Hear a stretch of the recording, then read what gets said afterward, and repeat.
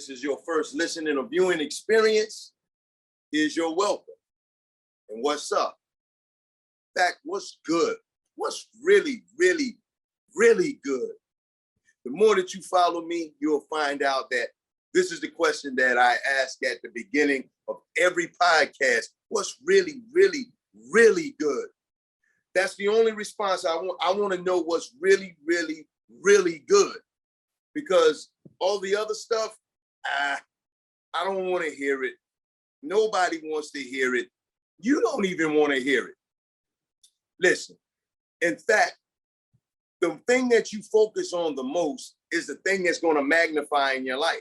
So if I'm asking you what's really, really, really, really good, then you're thinking about the things that are working in your favor. You think about the things that are going right, and those will be the things that will expand in your life. Those will be the things that are magnified in your life. Those will be the things that will grow out exponentially in your life. Take your mind off of the minor inconveniences. It could be a major inconvenience. It's an inconvenience. An inconvenience is an inconvenience, minor or major. It's something that we don't prefer. Sometimes, and in a lot of cases, inconveniences, disruptions, interruptions, they're often for our benefit and our good. We don't see it until after we've passed that point. But it's usually working for our benefit and our good, but we don't see it in the middle. We don't see it until afterwards. So, that being said, this is the Act Accordingly series podcast, and I am your host, Daniel J. Williams.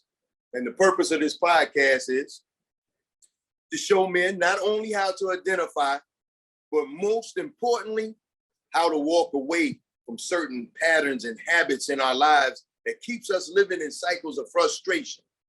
I said us, I said ours. I included myself because you know what? I'm still going to come into some confrontational moments in life where things are just not going to go the way that I assume they should go. It won't go according to the plan that I have written out. It just won't happen according to my preference.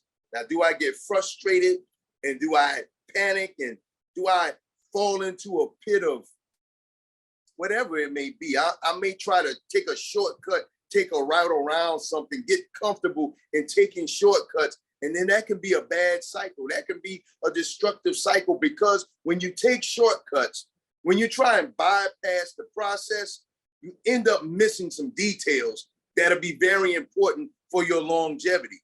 In order for you to stay in the position that you got to, when you cut out some of the process, you've eliminated some of the details that fortifies your position, that fortifies and stabilize your footing. And you don't want to be on shaky ground. You don't want to build what you're building on quicksand. Eventually, it's going to sink. Eventually, what you're building is going to crumble. It's going to come from under you because of missing the details in the process. That's one bad thing about getting in a cycle of comfortable and staying in a cycle of comfortable. Sometimes, you have to go the long route, the uncomfortable route in order to get to where you really would like to be. All right? Now, I'm not going to prolong this any longer. I know that you have things to do. I have things to do. We're men. We have things to do, to accomplish, to complete, and others are waiting on us to do our job so that they can do their job or so that they can continue to benefit from the lifestyle that we're providing for them. Right? All right. So, husbands, fathers, men, listen. I want to talk about something. It's always concerning us, but what I want to discuss is something. How can you see when another man is? How do you know when you've got another man that's hurting? When your brother is hurting? When his spirit is broken? When he's just discouraged about life, about relationships, about advancing in his career, whatever it may be? How do you recognize that? Let me start off with a scripture for you. I had to write these things down because I wanted this to be right. Okay, it's Psalms 34:18. And I'm gonna read the Good News translation. And it says, the Lord is near to those who are discouraged. He saves those who have lost all hope. The Lord is near to those who are discouraged. He saves those who have lost all hope. Now, I know the first thing you're saying is, if God is near and he saves, then why isn't he doing it? Why isn't he saving me? Why hasn't he pulled me out? Well, I'm going to tell you this. It requires your cooperation. Simply put, it requires your cooperation. It requires you to assist him. It requires you taking your hands off of the thing and you just beating your mind, beating your head against the wall, trying to find the solution, the strategy, the answer. And if you had that from the beginning, you would have never been in the situation that you're in, because you would have seen it and you would have avoided it. So therefore, there is something outside of ourselves that we have to get into cooperation with. We have to get into agreement with in order for us to be able to go in the places that not just where we want to go, really, but where God has assigned for us to go. So, that's the answer to that question about, well, if God is near me and he saves me, then why isn't he doing it? Why am I struggling with this thing? You just said it. Why are you struggling with it? You're struggling with it because you're wrestling with it. You're fighting with it. It's not God leaving you in a situation. It's just that you haven't decided to, like, here, I can't deal with this, man. This is beyond me. Help me. That's when you fall into cooperation with him. Certain things in the Bible that God says, I'll be there for you. I'll do this for you. It has some requirements attached to it. So, like I said, husbands, fathers, men, how do you recognize when one of your brothers is broken in spirit, discouraged, and has lost all hope? Honestly, man, it's pretty difficult to recognize it. And in some cases, it's almost impossible. Why? Because a lot of us have adopted a survival mentality, a mindset of survival. We can put on the mask and we look the part all day. But in silence, when we're sitting alone in the car, when we're taking a walk by ourselves, whenever we're just alone, we're either crying or we're just asking the question, why? Why? How much longer? How did I get into this? Why does it keep getting worse? We put on a mask and we look as if we have it all together. Why do we put on a mask? Why do we do this?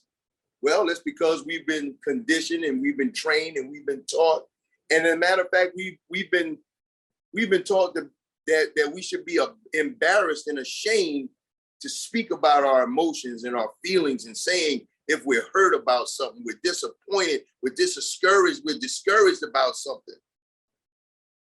Because we've been taught that, at one point we were taught that boys don't cry. Suck it up. Tough it out. You're supposed to figure it out. If you're asking anybody for help, then you're looked at as being weak. You're looked at as being a sissy. You're looking like a man who doesn't know how to handle his business. So what is all of that? What does that do to a man? It makes him draw everything in and internalize everything. I can't talk to anybody about it, so I have to figure it out. And if I can't figure it out, then I just have to suffer on the inside. You just suffer on the inside. You end up with illnesses, ulcers, and bad health, anxiety, depression, lack of sleep, poor nutrition because you don't have an appetite, because you're still trying to figure out something that you can't figure out. You have to have help. You have to open your mouth, men, and ask another man, how do you do this? How did you do this? How did you get through this? In fact, you know what? Sometimes you don't even have to ask, because if you're in the right circle of friends, The right circle of friends that are all about everybody coming up and everybody winning, information is always being shared. Information is always being shared. Information is always being circulated. You don't even have to ask. Whatever you need, somebody's already put it out there. They circulated it because a circle of friends that everybody goes up. You know that there's a saying about all ships rise with the tide. This circle of friends is about everybody has to come up, because when everybody's winning, it's a lot more fun when everybody around you is a winner, when everybody can be in a winner's circle. Being at the top by yourself, I mean, that looks good when you're striving for it. That's like, yeah, I'm gonna be on top. But when you're there and you look around and you're by yourself, yo, it's not much enjoyment in that. So you got to bring them along with you. There's another scripture that talks about the strong ought to bear the infirmities of the weak. Don't ask me about chapter and verse.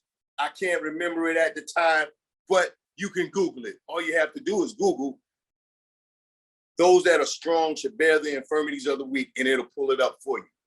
Do something on your own for a change. All right. And that's not saying that you're supposed to carry anybody. But yo, when you know that your brother's down, yo, it's like in battle, no man left behind. When you know that he's down, when you know that he's struggling with something, you can see it. It's very evident. Why would you just keep walking past him? As if you don't see it, as if you don't recognize it. Would you want somebody to walk past you when they can recognize it, when they can see it, when they know that you're going through, and they perhaps have exactly what you need? They have the advice, they have the counsel, they have the instructions, they have the guidance to help pull you out of a thing. Or even if they don't, they know somebody that they could point you in the direction of the right person to see. There's resource. We're carrying resources for each other, but until we release the resources to each other, we won't be able to stand strong together. Community of men, man, a community of men that have returned themselves back to the Lord, and a community of men that are praying for guidance and direction, for wisdom and for knowledge, and how to execute that and to manage it and to manage themselves. Man, imagine how much more powerful, how much more respect and honor you would receive, that men would start receiving again, because we're holding the line. We're standing linked together, an impenetrable wall, no weak links in the chain, because we're helping each other out. I might have a solution to something that you haven't gotten to yet, but because of wisdom and experience, because of experience and wisdom, I'm able to impart and share with you. You can avoid that trap or that pitfall because I shared something. We hold on to so much information. We hold on to so many strategies and tactics of how to get somewhere and how to achieve something, and then not go back and share it and give it to somebody else. We could accomplish so much more as a team than as an individual.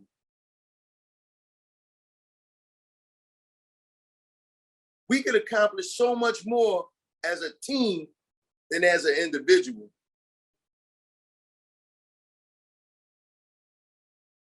I just wanted to, man, listen, back to the beginning. How do you recognize a man who's lost hope, who's discouraged, whose spirit is broken? It's kind of hard, because you know what? It could very well be the multimillionaire, the guy who has everything at his fingertips, but he doesn't have true friendship. He doesn't have any true relationships.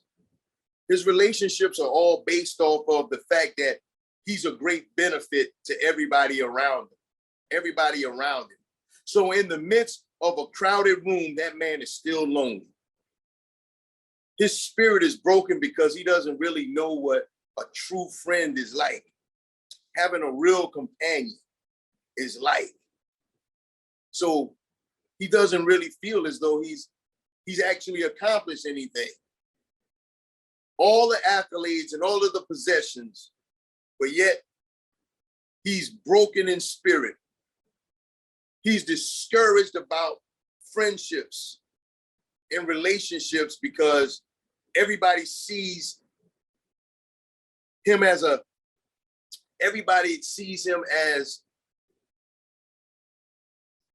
something to pull from, as opposed to someone to pour into. It doesn't have to be the guy who has less that feels like life is not worth it. It could very well be the guy with minimal and he's content. He's content with his minimal because he has solid relationships, meaningful relationships. And eventually he'll move from that minimal to a greater and to a greater and to a greater, because he'll continue to shift through circles of influence because he has a contentment within himself. It's not what he has, possessions, but what he has in his heart, the goodness of his heart, his prayers and his belief that above all, the Lord is going to look out him first and foremost. God is going to take care of him first and foremost, because he understands that what knowledge he has, what wisdom he has, it didn't come from him. It had to be imparted from somewhere. It had to be imparted from a greater wisdom. Yo, this is the Act Accordingly Series podcast, and I am your host, Daniel J. Williams. Yo, if this podcast hit you in any way, if it struck you in any way, I want you to send me an email. Reach out to me. The number 2, actaccordingly@gmail.com. My email is the number 2, actaccordingly@gmail.com. And if you're not following me on my social media platforms, why don't you follow me on my social media platforms? All right, here's my social media platform so you can come on, follow me, and you can shoot me some DMs. On Facebook, you can find me at Daniel J. Williams. On Instagram, there's 2 accounts. There's 2 accounts on IG. The first account, the word 1, the number 2, the word triumph. The word 1, the number 2, triumph. 1, 2, triumph. The second account is the number 2, act accordingly. The number 2, act accordingly. When you go on, send a request and I accept it, I want you to hit me in the DMs. Let's talk. Let's have a conversation. What do you want to talk about? What would you like to have discussed? What topic should I bring out? I'm open to suggestions. For real, I'm open to suggestions.